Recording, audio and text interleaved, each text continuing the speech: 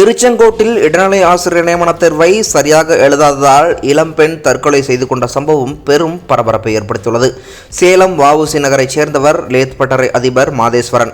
இவர் தனது மூத்த மகள் மாலதி என்பவரை 3 வருடங்களுக்கு முன் திருச்செங்கோடு குச்சிப்பாளையத்தைச் சேர்ந்த மனோஜ்குமார் என்பவருக்கு திருமணம் செய்து வைத்தார். இவர்களுக்கு ஒரு ஆண் குழந்தை உள்ளது. மாலதி ஆசிரியர் தேர்வுக்கு படித்து வந்தார். சேலத்திலிருந்து நாமக்கல் சென்று பயிற்சி மையத்தில் சேர்ந்து படித்து வந்தார். சில நாட்களுக்கு முன் தேர்வு எழுதியுள்ளார்.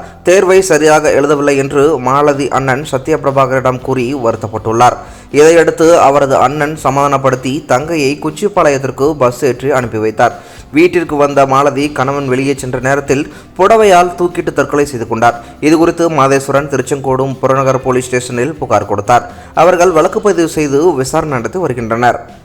மாலதிக்கு திருமணமாகி 3 ஆண்டுகள் ஆவதால் அவரது இறப்பு குறித்து திருச்செங்கோடு ஆர்டிஓ மேல் விசாரணை நடத்தி வருகிறார். இந்த சம்பவம் தற்பொழுது அந்த பகுதி மக்களிடையே சோகத்தை ஏற்படுத்தியுள்ளது.